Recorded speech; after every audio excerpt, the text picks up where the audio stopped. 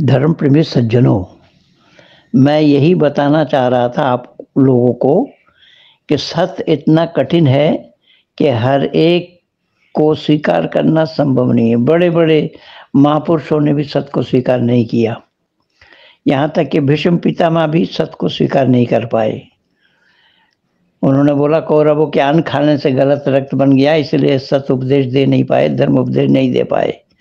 लेकिन ऋषि दयानंद को देखिएगा, जिस नरेश के अन्न जल से समय पास कर रहे थे, वही नरेश जब एक पतिता के साथ समय बिताने लगे तो नरेश ज्ञान ने ऋषि दयानंद को सत उपदेश देने से रोक नहीं पाया। यह है सच्चाई।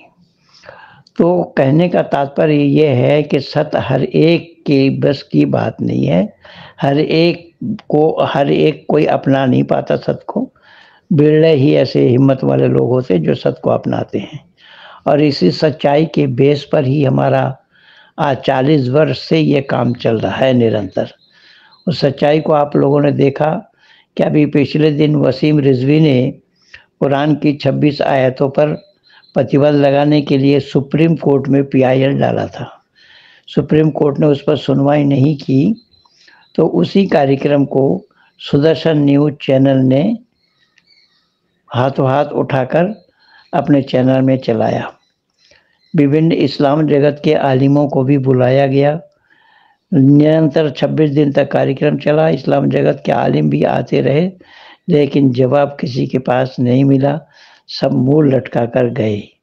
इसी तरीके से आपने एक सच्चाई और देखा होगा, ये जैन मुनि लोकेश मुनि ने जब जमाती इस्लामी का अधिवेशन चल रहा था दिल्ली के रामलीला मैदान में, और मौलाना अरशद मदनी जो वक्तव्य दे रहे थे, लोकेश मुनि खड़ा होकर के मंच से ही उसका विरोध किया कि आप जो ये आदम और ये सब किस्सा बता रहे हैं, हम उसे नहीं मानते हैं।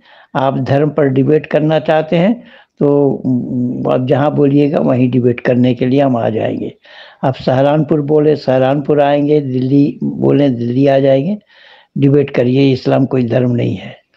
तो उसी कार्यक्रम को सुदर्शन न्यूज चैनल ने चलाया।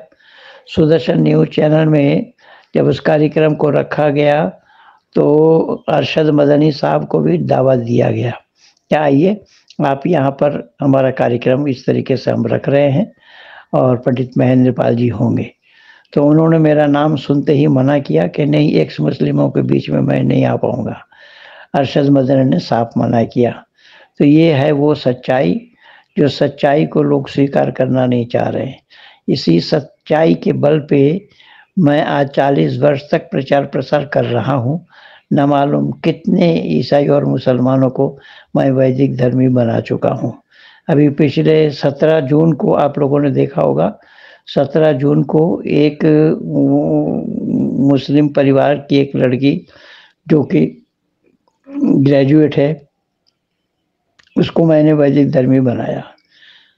सारा कागज 30,000 कोर्ट से और शुद्धि सभा से बना करके दिया।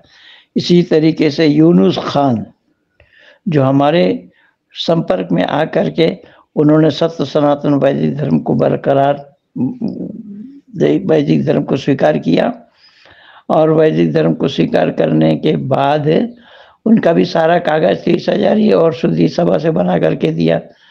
आज कुरान पर उन्होंने सवाल उठाया है। सूरह फातिहा को पूरी 7 आयतों को सामने रख करके उस पर उन्होंने वीडियो बनाया है। यूनुस खान, देखिए ये मेरे बनाए हुए हैं। अभी अगले रविवार शायद 23 जुलाई होगा, 23 जुलाई को लाइव स्ट्रीम में मैं अपने प्रोग्राम में बुला रखा हूँ, वो आएंगे। आप लोगों को भी मैं निमंत्रण दे रहा हूँ कि कई रविवार मेरे आँख के ऑपरेशन के कारण मैं आ नहीं पाया। अगले रविवार को 23 जुलाई को मैं अवश्य आ रहा हूँ। भाई यूनुस खान को भी बुलाया है। आप लोग भी सादर आमंत्रित हैं लाइव स्ट्रीम में 8 से 9 बजे तक। इन्हीं शब्दों के साथ आप सब लोगों को धन्यवाद देते हुए भाई यूनुस खान के विचारों को आप लोग भी सुनिए। सूरह फातिहा का जो व्याख्या उन्होंने किया है, सूरह फातिहा का अर्थ सहित जो वो बोल रहे हैं और अपना तर्क दे रहे हैं, उसे सुनिए। इन्हीं शब्दों के साथ आप सब लोगों को धन्यवाद। पंडित महेंद्र पाल। बारे में आपको बताना चाहता हूँ कि मैंने इस्लाम क्यों छोड़ा, कैसे मैं इस्लाम से इंसानियत तक पहुँचा। यहाँ तक पहुँचने के लिए सबसे बड़ा योगदान जो दिया है वो हमारे महेंद्र पाल आर्य जी ने दिया है, क्योंकि सबसे पहले मैंने महेंद्र पाल आर्य जी का ही वीडियो देखा था यूट्यूब पर, और उस टाइम मैंने डिस्क्रिप्शन से इनका नंबर निकाल के इनसे काफ़ी ज़्यादा बहस की थी। फिर बाद में कभी मैं एक वीडियो बनाने वाला हूँ और उसमें आपको पूरी कहानी मैं आपको सुनाऊंगा, किस तरीके से हमारी बात हुई और किस किस तरीके से मैंने इनको बोला। सभी को सलाम, नमस्ते, सत श्री अकाल, गुड इवनिंग प्यारे दोस्तों। आज हम कुरान को पढ़ने वाले हैं और समझने वाले हैं कुरान कितना ज़मीनी है और कितना आसमानी। जो लोग कुरान को आसमानी समझते हैं, जिब्राइल के थ्रू आया हुआ समझते हैं, ये वीडियो उनके लिए है। आओ शुरू करते हैं। ऊपर जो आप पिक देख रहे हैं, सुहेल फारूक खान एंड सैफुर रहमान नदवी, इन्होंने ये ट्रांसलेट किया है। शुरू करते हैं। बिस्मिल्लाहिर्रहमानिर्रहीम। इसका आंसर है अल्लाह के नाम से जो रहमान व रहीम है। यहाँ पर कलाम किसका? इंसान का, क्योंकि इंसान ही बोलेगा कि अल्लाह के नाम से जो रहमान व रहीम है। अल्लाह अगर बोलेगा तो ऐसे बोलेगा कि शुरू करो मेरे नाम से, मैं रहमान और रहीम हूँ। यहाँ पर भी ये इंसान का कलाम है। आगे चलते हैं जी। अल्हम्दुलिल्लाहि रब्बिल आलमीन। इसका आंसर है जी तारीफ़ अल्लाह ही के लिए है जो तमाम कायनात का रब है। तारीफ़ अल्लाह ही के लिए है जो तमाम कायनात का रब है। ये कौन बोलेगा? इंसान बोलेगा, क्योंकि अल्लाह तो बोलेगा नहीं। अल्लाह अगर बोलेगा तो ऐसे बोलेगा कि तारीफ़ मेरे ही लिए है, मैं तमाम कायनात का रब हूँ। ऐसे अल्लाह बोलता अगर ये अल्लाह का कलाम होता। यहाँ पर भी इंसान का ही कलाम है। आगे चलते हैं। अर्रहमानिर रहीम। अब यहाँ पर आ जाते हैं जी, रहमान और रहीम है। अब रहमान और रहीम है, ये कौन बोलेगा? इंसान बोलेगा। अल्लाह अगर यहाँ पर बोलेगा तो ऐसे बोलेगा, मैं रहमान और रहीम हूँ। ऐसे अल्लाह का कलाम होता। आगे चलते हैं। मालिकी यौमिद्दीन। इसका आंसर है जी रोज़े जज़ा का मालिक है। अल्लाह का कलाम होता तो अल्लाह इसको ऐसे बोलता कि मैं रोज़े जज़ा का मालिक हूँ। यहाँ पर भी ये इंसान का ही कलाम है। इय्याका नअबुदु व इय्याका नस्तईन। इसका मतलब है हम तेरी इबादत करते हैं और तुझसे ही मदद मांगते हैं। हम कौन? इंसान। मदद किससे मांग रहे हैं? तुझसे। यानी कि हम इंसान जो है वो अल्लाह से मदद मांग रहे हैं और हम ये कह रहे हैं कि हम तेरी इबादत करते हैं और तुझसे ही मदद मांगते हैं। अल्लाह तो किसी और से मदद मांगेगा नहीं, किसी दूसरे अल्लाह से। ना अल्लाह ऐसे बोल सकता कि हम तेरी इबादत करते हैं और तुझसे मदद मांगते हैं, ये इंसान ही बोलेगा ना। तो यहाँ पर भी कलाम इंसान का ही होता है, अल्लाह का कलाम यहाँ पर नहीं है। अगर हम ये बात मुल्ला से कहेंगे कि मुल्ला जी इसमें लिखा हुआ है कुरान में कि हम तेरी इबादत करते हैं और तुझसे मदद मांगते हैं, तो ये तो हम बोल रहे हैं ना, अल्लाह थोड़ी बोल रहा है। तो मुल्ला बोलेंगे तुम भटक गए हो, तुम्हारा ईमान ख़राब हो गया है और अब तुम दोज़खी होने वाले हो, अल्लाह तुम्हें जलाएगा, कढ़ाई में तलेगा, दोज़ख में जलाएगा, तुम्हारे पीछे से जंजीर डालेगा, मुंह में को निकालेगा। इतना ज़्यादा डरा देंगे भाई साहब, आप सवाल ही करना भूल जाओगे। और पता है लास्ट में क्या कहेंगे? ये अल्लाह तुम्हें समझा रहा है, ये तुम्हें टीचिंग दे रहा है तुम्हें। अल्लाह टीचर है। अल्लाह कह रहा है कि मेरे बंदो इकरा, ऐसे पढ़ो। इकरा वाली आयत का वो आपको हवाला देंगे और इस तरीके से आपको उल्लू बनाएंगे, जबकि ऐसा कुछ भी नहीं है मेरे भाइयों। आगे जब कुरान पढ़ेंगे ना, अल्लाह अगर हमें पूरा कुरान ऐसे ही टीचिंग करा रहा होता हमारी, तो हम मानते। अल्लाह हमारी टीचिंग कराना भूल चुका है।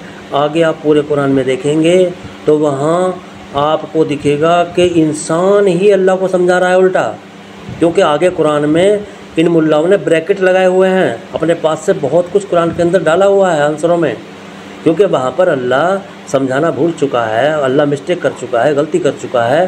तो वहाँ पर इन लोगों को पूरे कुरान में ब्रैकेट लगाने पड़े और शान नुज़ूल बनाना पड़ा, हदीसें बनानी पड़ी। अगर कुरान अल्लाह का परफेक्ट कलाम होता तो हमें ना तो हदीस की ज़रूरत पड़ती, ना शान नुज़ूल की ज़रूरत पड़ती, ना ब्रैकेट लगाने की ज़रूरत पड़ती। अब ये कहते हैं कि कुरान में ना कुछ डाला जा सकता ना निकाला जा सकता। इन्होंने खुद ने ही डाला हुआ है भाई, मैं आपको दिखाऊंगा अगली वीडियो में। अब यहाँ पर आओ, आगे चलते हैं। इहदिनस सिरातल मुस्तकीम, इसका मतलब है हमें सीधा रास्ता दिखा। हम कौन? इंसान। सीधा रास्ता दिखा हमें। कौन बोल रहा है? इंसान बोल रहा है। यानी कि इस बात को इंसान ही बोलेगा कि हमें सीधा रास्ता दिखा। अल्लाह तो बोलेगा नहीं कि मुझे सीधा रास्ता दिखा। तो कलाम किसका?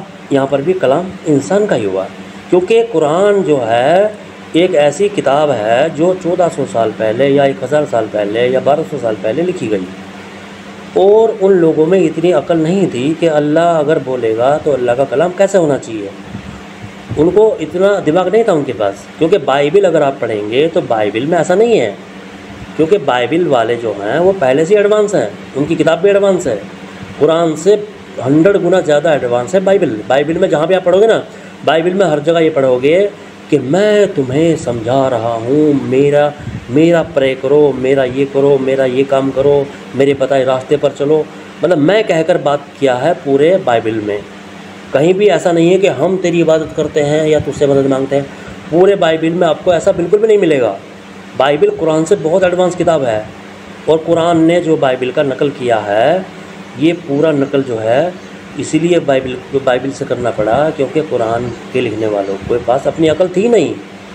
क्योंकि कुछ इसमें तौरात है, कुछ इंजील है, कुछ ज़बूर है, मतलब बहुत सारी किताबें हैं, कुछ वेदों से लिया हुआ है। पूरा कुरान आपको नकल किया हुआ मिलेगा। अब देखो कुरान में बहुत सारा नकल किया हुआ है भाई, अपना इनके पास कुछ भी नहीं था लिखने वालों के पास।